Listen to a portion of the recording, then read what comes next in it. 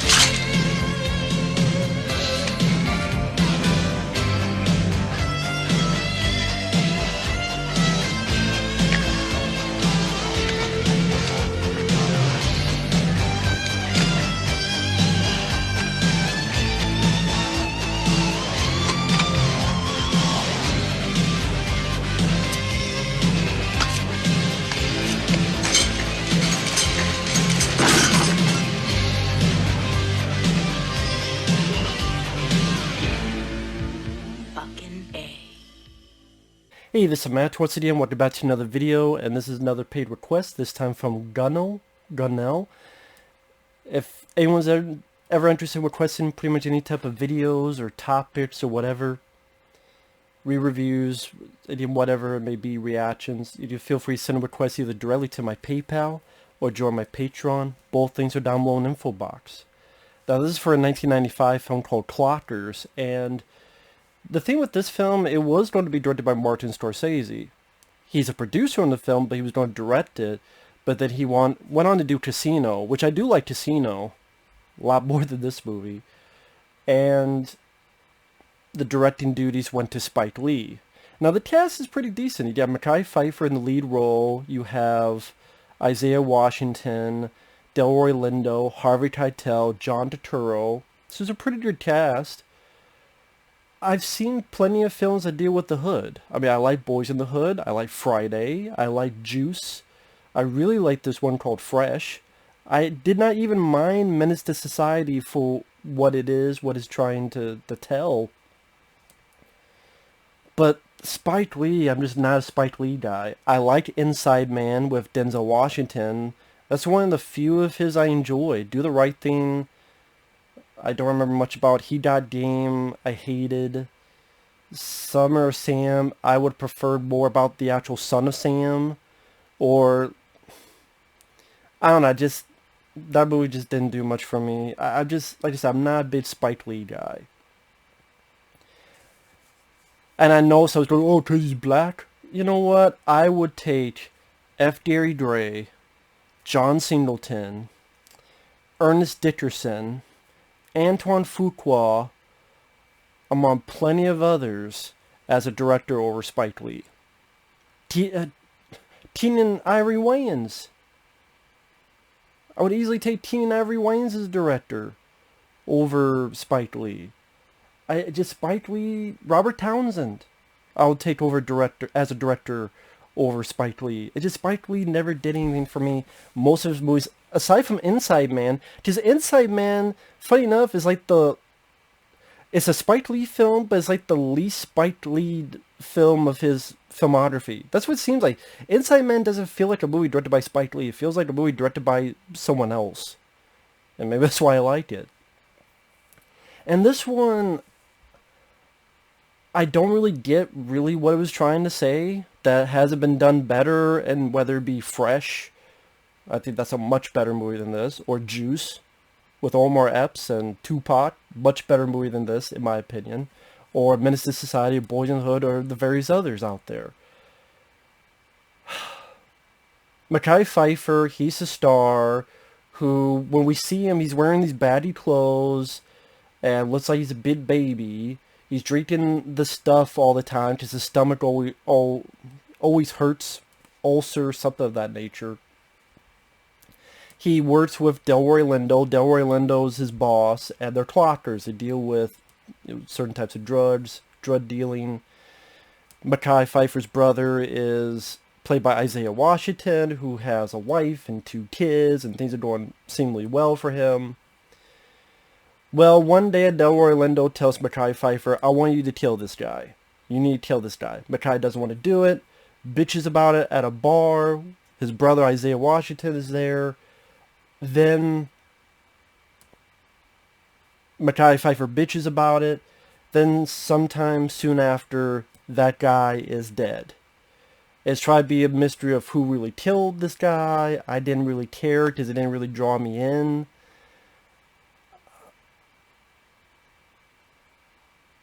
Harvey Keitel and John Turturro, they're the 2 detectives who are brought into the case. And yeah, maybe it's Spike Lee talking about how these cops, they really denounce the community because they look over a body, and some of the cops are saying very vile shit. Sadly, what some of them probably say, not all of them, but some of them probably say that shit in real life. Well, guarantee, sadly. Spike Lee, here's another thing. Stop putting your scrawny little ass in cameo roles. You can act. You stick out like a sore fucking thumb or a sore spot on an ass. Stop putting your scrawny ass in cameos in your fucking movies. Because he appears twice. Have this big 40 that looks bigger than him. And each time talking to Harvey Keitel. One time is at that body, one is another body at the end of the film. And then Spike Lee looked in, he does in his 40, says a few words to Harvey Keitel, and Harvey Keitel keeps walking. Because it's one of those things that you're telling a story, and then, boom, there's Spike Lee with a bottle almost as big as his fucking body. And all of a sudden you're taking it out of the story. You're taking it out of whatever you're telling. I'm like, okay, this is Spike Lee, this is a glamour shot. I want to be in the movie, and I'm talking about Harvey Keitel. I get to do it twice. Trust me, there are plenty of directors that have put cameos of themselves that were a lot less blatant and a lot more smooth. Of a smoother transition to put a director in front of the camera. Spike Lee ain't one of them. He's not much of an actor, and unless maybe those Michael Jordan commercials, he did fine in those. And really the story is Mekhi Phifer wondering what he's going to do, bubbling around here, over there. Isaiah Washington takes the blame on purpose, which makes no fucking sense to me, because I'm like, Isaiah, you have 2 kids and a wife and a job. I understand you're doing it because you're his brother, but don't you have some kind of commitment and loyalty to your family as well? And spoiler alert, I'm going to just spoil it, you find out he did shoot the guy for his brother. I mean, why the fuck would you do this? You have 2 kids, you have a wife, you have a home. You're jeopardizing all that. Again, I understand for your brother, but it's not like, oh, I'm going to die if this don't happen. It's just like, and I know he tells a different story. This is like, Mekhi tells a different little story to Isaiah, not the whole story. But there was no justification for Isaiah Washington, in my opinion, to actually go forward with that when he has kids and a wife and shit. And then Mekhi Phifer, it's not like him wanting to find a way to get his brother out, or him trying to desperately to find a way to, my brother doesn't deserve that, he's got a wife and kids, I gotta find a... No! It's just him taking care of his selfish ass. This is a younger kid that he always treats like shit, but for some reason the kid always looks up to him. The best part of the movie is Harvey Keitel's performance. Because I love the speech when he's talking with Mekhi Phifer, and Mekhi's like, you don't know how it's like. Because Harvey Keitel is telling him, you know what, I meet a lot of people around here, but your brother seems like one of the only good ones. He's one of the only decent ones. And you're just going to let him take the fall and call him out on his bullshit. And Mekhi Phifer ain't having it, but then Harvey's like, don't point your finger at me. I read you like a Marvel fucking Spider-Man comic book. Which to me is the best line of the movie. You know, you don't play me, I play you. Part of me is like, I wish I was following this. This could be a prequel to Bad Lieutenant. I wish, if this was a prequel to Bad Lieutenant, because if you've seen the movie, you know why it can't be a sequel. If this was a prequel to Bad Lieutenant, and it was Harvey Keitel, but, you know, with a little bit of morality before fully Bad Lieutenant, man, I'd be more down with this movie. Because Harvey Keitel is the best actor in the film. And his character maybe could have the potential to be the most interesting, but even then, some of the stuff he does is fairly vague, and you're supposed to put your own thoughts into it. And to me, it's like, I would like to a little bit more substance for a movie that's not a short film. Now, once in a while, Spike Lee has some interesting shots. There's one time where this kid shoots someone, and Harvey's talking to the kid, and he's like, hey, you know, what happened during this time? And then the movie then focuses into Harvey Keitel looking at the camera while the camera is twirling in a park. Or he's picturing himself in the scene with the kid and the person he shot and like talking to him. Like trying to be very artsy with the direction, and that was interesting. But at the same time, it got... How do I put it? Sometimes it took away from whatever story he's trying to tell. I mean, there are times I swear the music was louder than the dialogue. And the music, I don't know. I think it was He Got Game. There's another movie where I'm like, listen to the music, and I go, this music just doesn't work in this situation. Like, this musical score does not fit for this movie. And I don't know if he just does it just for the shits and giggles. I wrote put a musical score that doesn't fit with this film, so it's trying to have this weird tone with the music. I don't think it works. And Mekhi Phifer's character, by this point, I'm like, you know what? If his character doesn't die at the end, then this is bullshit. Because I heavily dislike this character that we're following. There's never any time that I feel that he... I guess it's not trying to go for a retribution or salvation angle. It's just... he kind of floats from one to the other. Harvey Keitel fucks with them so that the people think he's a snitch. Delroy Lindo at one time threatens him because Mekhi Phifer talks back and puts a gun into Mekhi's mouth. Then again, more people think he's a snitch. Delroy Lindo's pissed off, like, what'd you say about me? At one point, beats the shit out of Mekhi's car.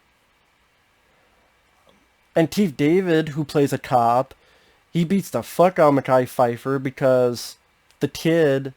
But Chief David likes the kid, and the kid shot this guy because the guy was going to go after Mekhi. And Mekhi, that's the kid that he treats like shit throughout most of the film, but the kid still saved him and shot the guy who...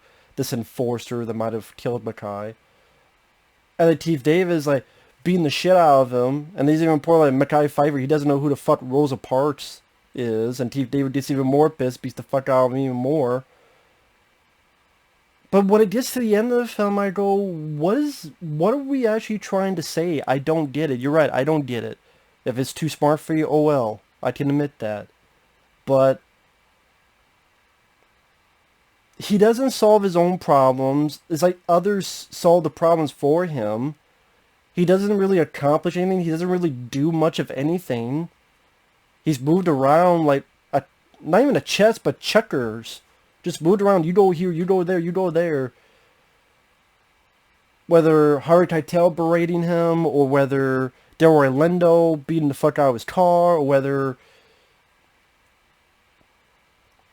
did Chief David beating the shit out of him. Harvey Keitel and the cops help the kid pretty much get through what he's going through. The Mekhi Phifer's mom and others help Isaiah Washington get out of jail. Not Mekhi. So Mekhi didn't really do anything to help his brother, didn't really do anything to help anybody, barely even helped himself. And then at the end of the film, after Mekhi's car gets fucked up, and before they got the shit kicked down by Chief David, because then you have a scene where during this police interrogation, the mom of Mekhi Phifer, Isaiah Washington, comes in and says some words, and Mekhi's like, "Where's the money for the bail? You know, that I gave you money for the bail for I," and then she throws the money back at him, pretty much tell her own son to go fuck himself. I guess that's the point. That's the point, is that all of this comeuppance he's getting, where Chief David beat the shit out of him, his mom threw the money back at his face, all this stuff. He's now totally alone, and so Harvey Keitel then takes him to a train station and says, "Get on the train. I never want to see you here again. If you come back, I'll arrest you." And I don't really get why even Harvey Keitel does that. I don't get why Harvey Keitel does that. I never found any notion that Harvey Keitel liked this character or felt sorry for this character. There's even a point where Mekhi asks, why do you care? And Harvey doesn't answer. And he doesn't answer because Spike Lee wants to have this pontification that I don't know what the fuck it is. I don't. I clearly do not. So if people go, "You didn't get this," I know. I'm saying I didn't get it. Maybe it's my blind sights when it comes to Spike Lee, or what. I've seen much better movies that deal with the hood. Again, comedies like Friday, more dramatic features like Fresh and Juice, and even Menace to Society and Boys in the Hood. Clockers did absolutely nothing for me. And I can see why this is a film not... A lot of people like it. You go on IMDb, that's cool. Maybe it's not meant for white rednecks like me. Okay. I'll stay with the ones I mentioned. And if Gunnel, if he likes the film, that's cool. Feel free to write your thoughts on the film. And what you took away from it. Because I don't know what... Okay, I mentioned like Spike Lee's direction, not just the music, but there were times like during the interrogation room scenes, Spike Lee will have this bright light blaring, and it's trying to create some kind of mood, but it just more distracting than anything.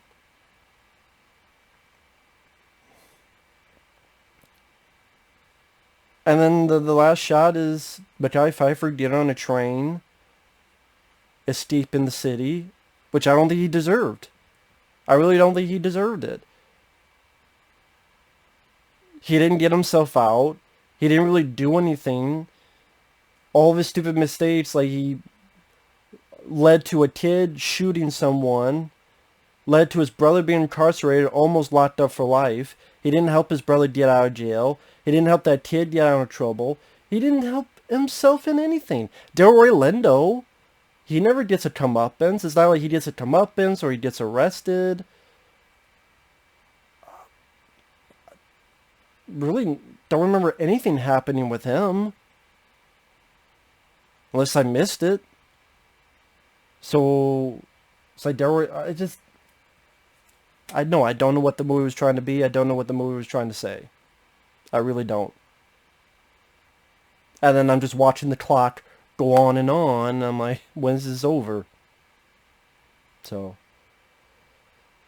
that's just the way it is.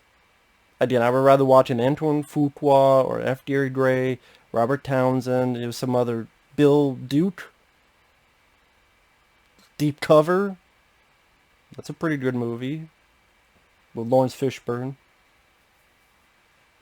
Plenty of others, but that's just my opinion. Thanks for watching. We'll see you guys later. Bye-bye.